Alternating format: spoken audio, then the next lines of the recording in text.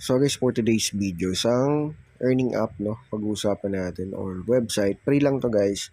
At may welcome bonus na $5, no. So lagay lang tayo ng email, full name, password, and register, no. So may pa-bonus sila. So try natin na mag-register at gumawa ng account.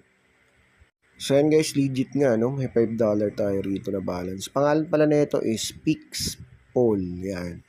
Pixpol earning app, no. So ano yung mga gagawin dito, sir? Ito, so simple lang, no. Tignan natin sa 3 lines. Ayan, dashboard, match survey, partner deals, refer and content creator. So subukan muna natin yung sa dashboard first, no.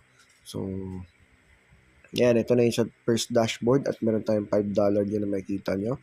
So ito, nakikita nyo rito yung finish upgrade, pulse improved, surveys. At ito guys, so kada survey dito is merong reward na $. So nakikita nyo ba yan? Diba? So malaki. Mabilis siya makapag-earn dito. Pero make sure na panoorin nyo maigi yung video hanggang dulo guys, ha. So ngayon, punta tayo rito, click natin tong enter. And so ganyan lang yung survey. Select one.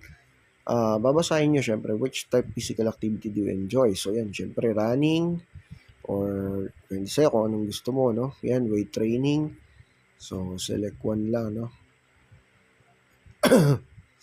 Select one lang, running na lang, no. So running, select one. Ano to?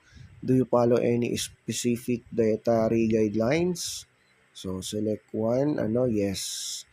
How important mental health? So being your daily continue, very. Yan. So dito, biggest barrier maintaining healthy lifestyle. So ano ba, what is the biggest barrier?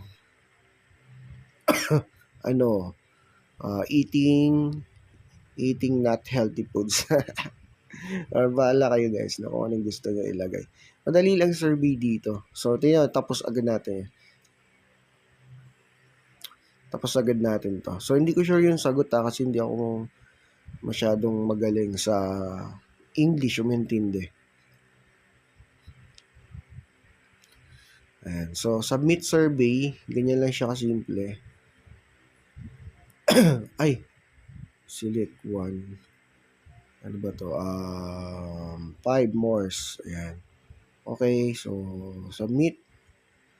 Ito natin ha. Ayun, so ang bilis lang guys, pumasok agad. Naging $5.78 na siya. O, di ba? So ang bilis, ito pa yung isa. So try ulit natin para at least alam nyo, no. So select one lang din, basahin nyo.